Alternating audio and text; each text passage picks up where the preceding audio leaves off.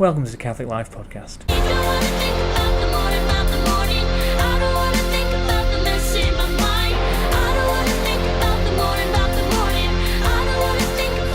So today I'm pretty stuffed because today was my first day at university. I am a university student, and at the moment I'm in a bit of limbo because I'm not a chaplain.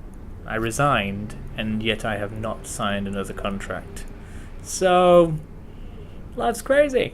I've been a chaplain for 6 years, and now I'm just a student. I say just a student. Students are pretty cool. Although, as I said, university's kicking my butt. All this new modern ways of learning. What happened to just using textbooks, turning up to lectures, doing assignments? All of a sudden there's all these online systems that I have to learn how to use. And oh my Lord and Holy Father, pray for me. And you guys pray for me too. But that's not what we're here to talk about. We're here to talk to you about Evange truths and evangelise. That's right, we're going to be talking about evangelism. Because I don't know if you've noticed, but as I've been progressing through these episodes, there's been a kind of a link, a continuity.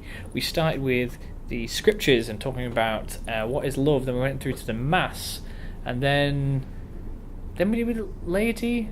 No, then we did the Eucharist, and then we did the laity. And the laity was only a short one because as I was researching about the laity, I came to a realization, something that I've heard a lot, something that I've been told millions of times before, and I'm like, I kind of know that, but I didn't realize I knew it. And what I realized was our job as a laity is to evangelize the world.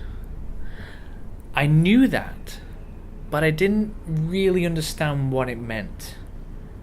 What does it mean to evangelize? How do we do it? Because it's our job. We have this idea in the world of we have a problem that I'll get a professional to deal with that. You need someone to look at, you need someone to do your plumbing. It's like, I probably could fix it, but I'll go professional to do it because I don't want to muck it up.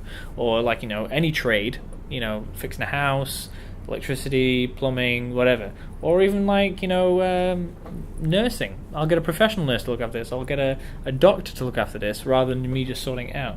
And I feel like we've kind of done that with our faith. We say, you know what, I'm a Catholic, yeah. Of course I'm a Catholic, but I'm not a professional Catholic.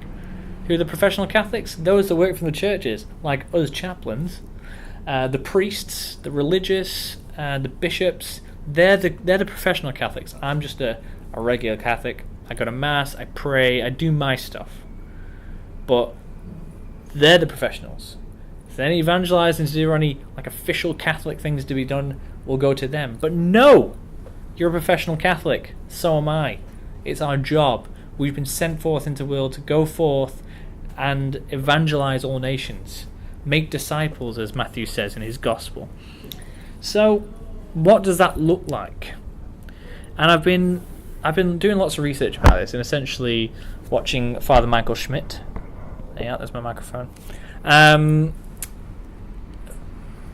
man, I'm convicted. I'm convicted. I have not been doing my job properly. But also, because I've been a professional Catholic, that's right, in that I was a chaplain, I've kind of been hindered.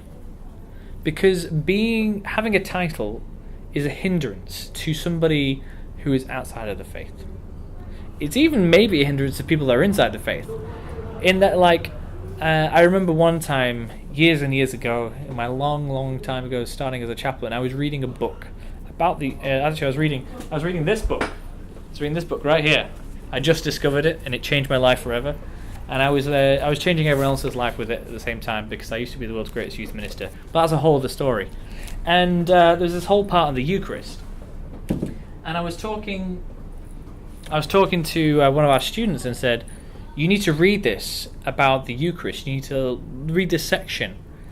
And he's like, no, I can't do it. And I was like, why not? It's like, I did it. It's like, yeah, but you're a chaplain. You have you're inclined to do these sort of things. And at the time, I was like, oh, yeah, you're right. It was like, no. Everyone who engages in the Eucharist needs to be looking into what the Eucharist is. And so that's why it can be a bit of a hindrance having these titles for ourselves and for other people. It's like, oh, well, of course they do those stuff because they're chaplains or they're priests or they're religious.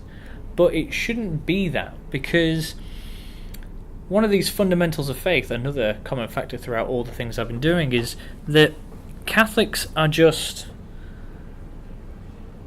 God's people. And this is not going to work out very much. Anyway, it's just God's people. And God has chosen which people? All people.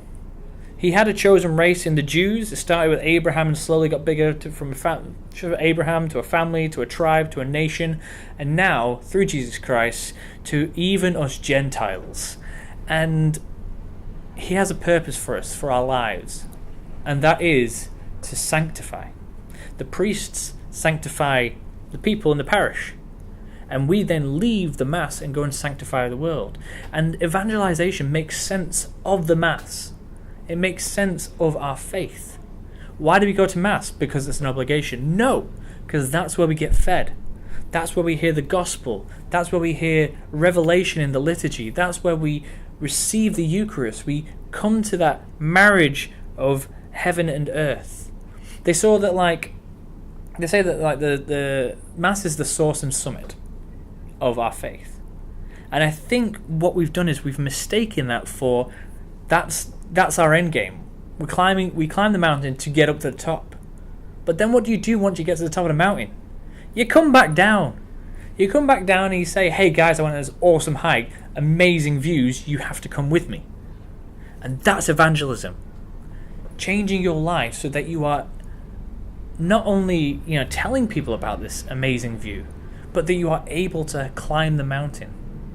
So I have a few kind of quippy titles and ideas that I'm going to share with you and expand in this podcast to help you become great evangelizers, because you have to do it. You got baptized and that's your job to do it.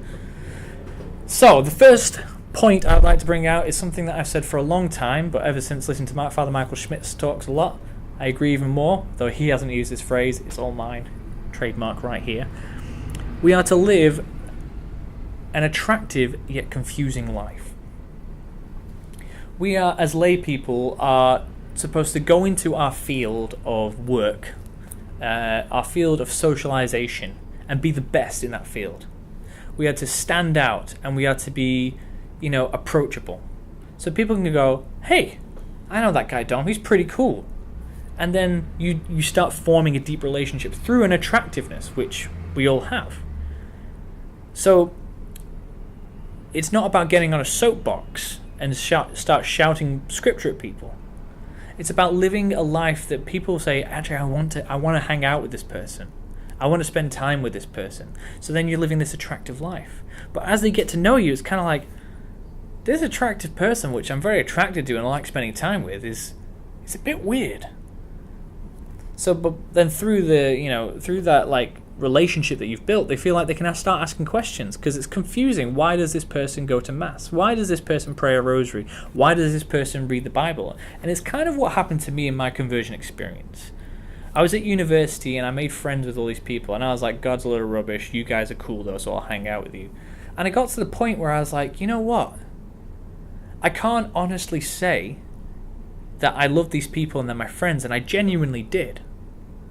And also say they're idiots for believing in a supreme being, God and Jesus Christ. So then I found myself at a turning point. It's like I either insult these people or I engage with what they're saying and actually start thinking about it.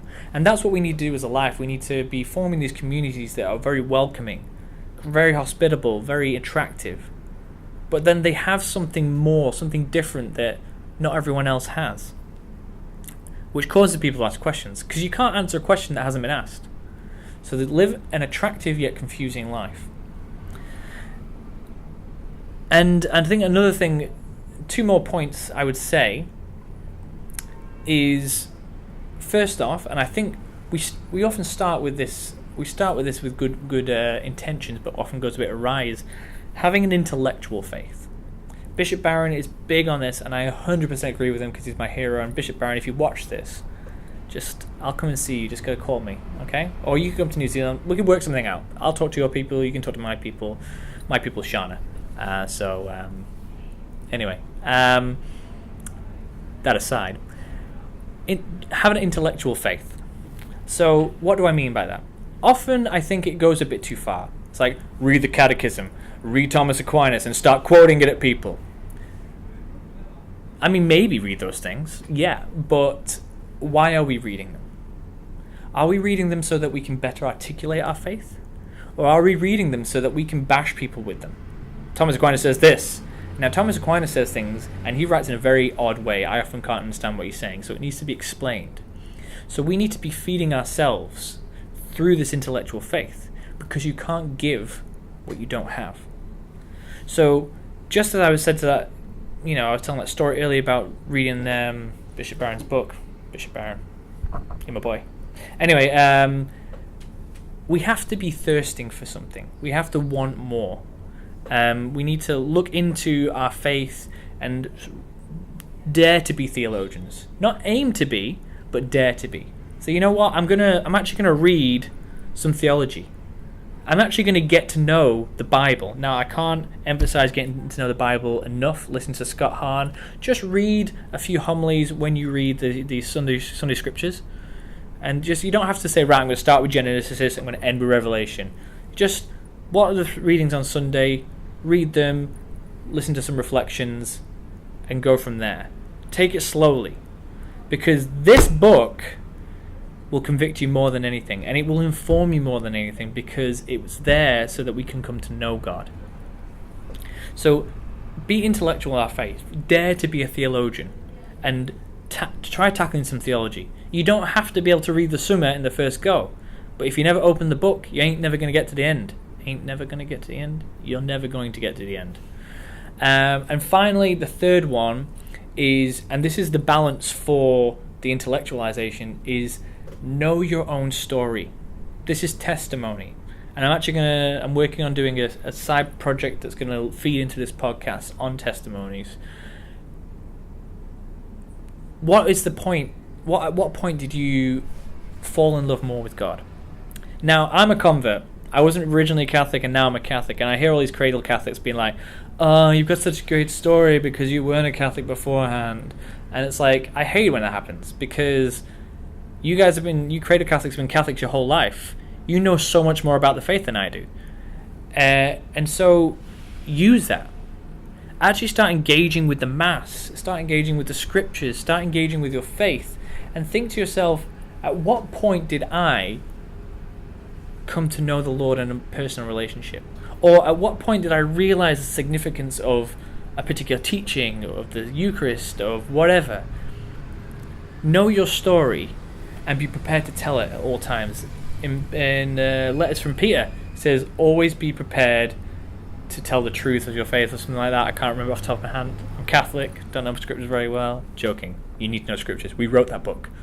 Anyway, or the Bible, which means library, bibliothèque. Anyway, so yeah, have a testimony.